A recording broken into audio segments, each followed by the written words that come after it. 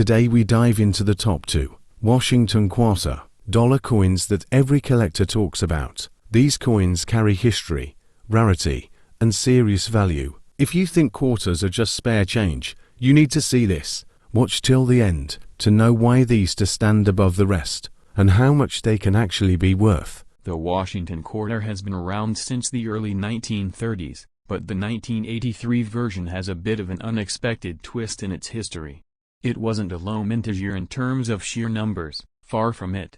In Philadelphia alone, more than 673 million were struck, and in Denver, about 618 million. On top of that, there were a few million proofs struck in San Francisco for collectors. So, you'd think with numbers like that, the year wouldn't matter much.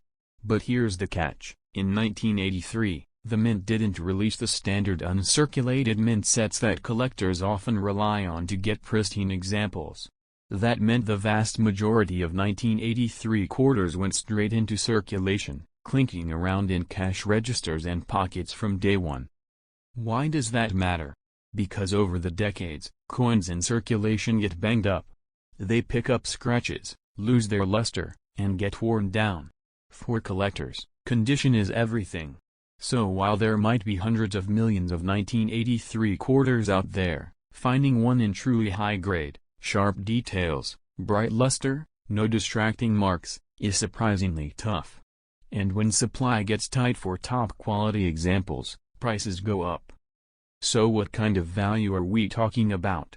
If your 1983 quarter has been well used, it's likely still worth about face value. That's the reality for most of them. But if it's uncirculated and has been preserved in great shape, you could be looking at something much more interesting.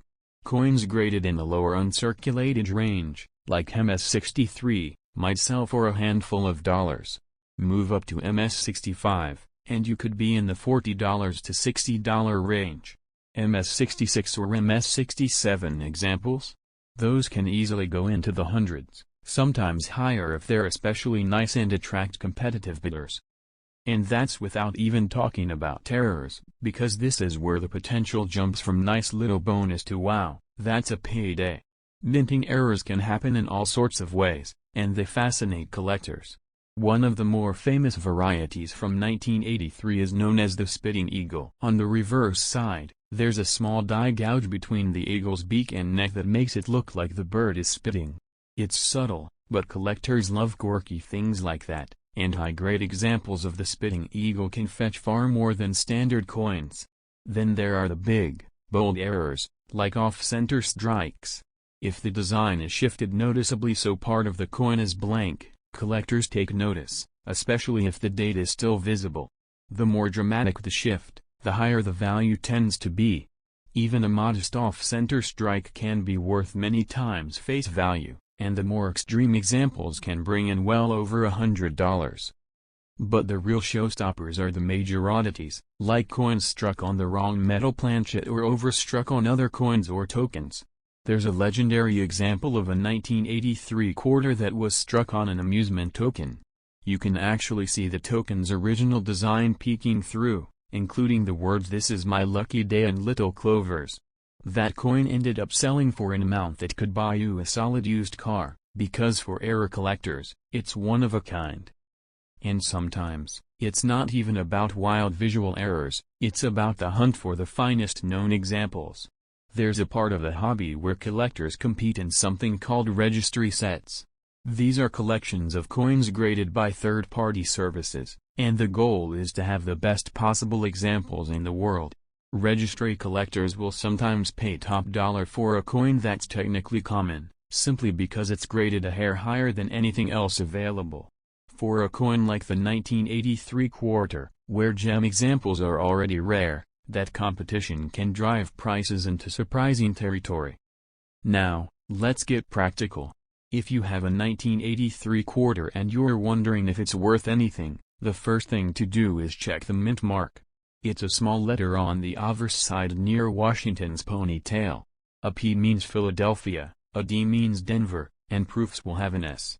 In certain grades, one mint might be more sought after than the other, but both have their desirability in high grades. Next, look closely at the condition. Hold the coin under good light and tilt it back and forth. Does it still have that original mint luster, that bright, cartwheel-like shine? Or is it dull from wear? Check the high points, Washington's hair above his ear, the tops of the eagle's wing. These are the first places to lose detail when a coin circulates.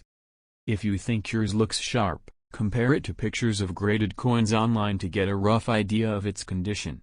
But if you really suspect you've got something exceptional, you might want to send it to a professional grading service like PCGS or NGC. They'll assign it an official grade and seal it in a protective holder, which adds credibility and often boosts the selling price. Once you know what you have, you've got a decision to make: keep it for your collection or sell it. If you decide to sell, you've got a few options. eBay is one of the biggest platforms for coin sales, and it gives you access to a global audience. Just remember to search for sold listings, not just active ones, to get a realistic idea of what your coin might bring. Anyone can list a coin for thousands of dollars, but that doesn't mean it will sell. Sold listings tell the real story. For truly exceptional coins, like high-grade examples or rare errors, you might want to consider a coin auction house. They specialize in marketing coins to serious collectors, and they can sometimes get you a better price than selling directly online. On the other hand, if your coin is nice but not a world beater, you might do better selling it yourself and avoiding the auction fees.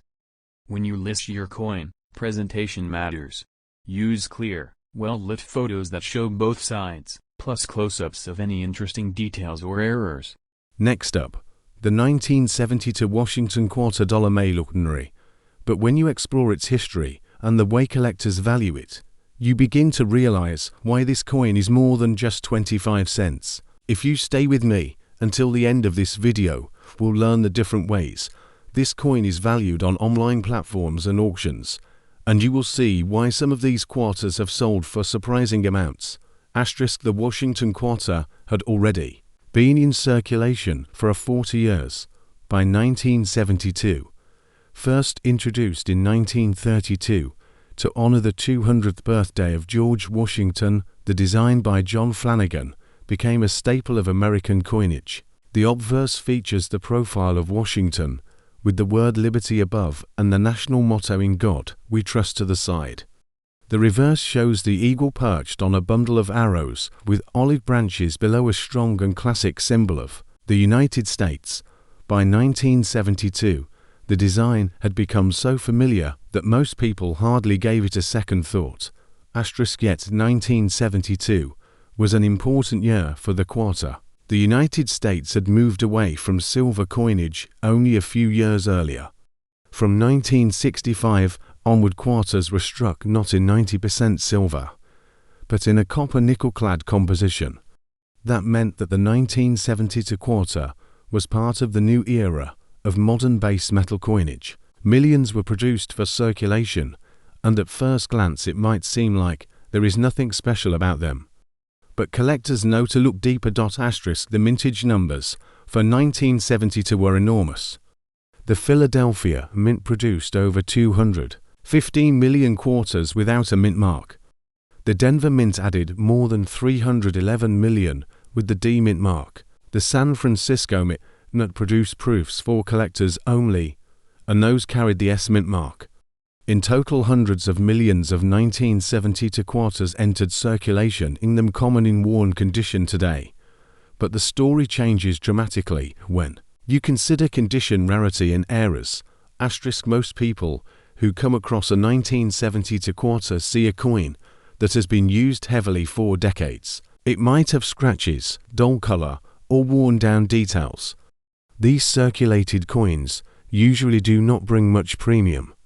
But when you find a 1972 quarter in mint state condition, with full luster and sharp detail, the value begins to rise. Coins graded mint state 65 and higher are much harder to locate because so few survived without marks from bags and circulation.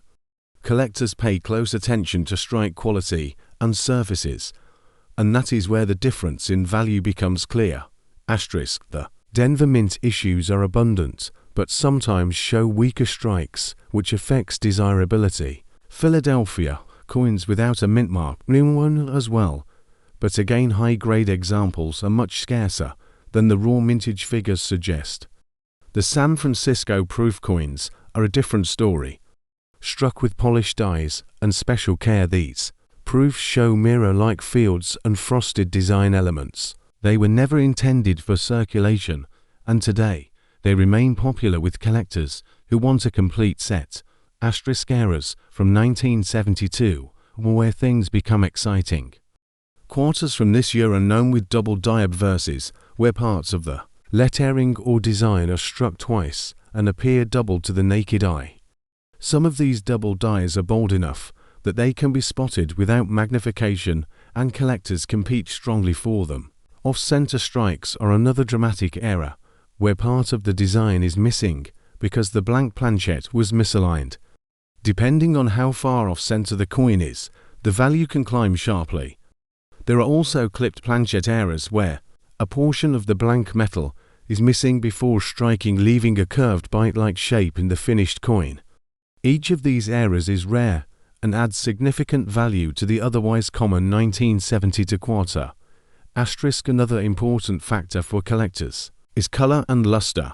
Quarters that still show their original mint brilliance are far more desirable than dull grey pieces. Even among mint state coins, there is a huge difference between a coin with average luster and one with blazing eye appeal. Collectors are willing to pay premiums for coins that simply look better, even if the technical grade is the same. Asterisk the historical context of the 1970 quarter also matters. The early 70s were a time of transition in American coinage. Silver had vanished from circulating dimes and quarters only a few years earlier, and inflation was beginning to erode the buying power of the coin.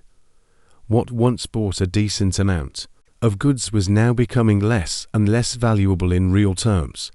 Yet the quarter remained one of the most used coins in daily commerce. The 1972 issue carried that roll through grocery stores, gas stations, and vending machines across the nation. Holding one today is like holding a piece of everyday life from the early 70s. We come to the part that every collector wants to know. How much is a 1970 Washington quarter worth today? The answer depends on condition and variety.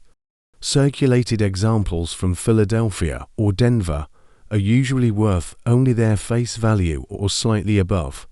Mint state coins, however, can bring premiums, with higher grade examples selling for several dollars each and top graded coins bringing more. Proof coins from San Francisco typically sell for a few dollars, but pristine deep cameo proofs can fetch much higher prices. Errors are where the biggest jumps occur. A bold double die or a dramatic off-center strike can sell for hundreds of dollars and in some cases even more depending on demand. The values I am mentioning come from a combination of different online platforms, price guides, and auction records where collectors actively buy and sell these coins today. Asterisk so if you have a 1972 Washington quarter, do not dismiss it. It may be an ordinary circulated piece, or it may be something far more valuable. If you want to know the exact price of your coin, whether it is a Philadelphia, Denver, or San Francisco issue, whether it is a proof or an error, leave a comment with the details. Every coin has its own story, and by comparing yours to recent sales, you can discover what it is truly worth.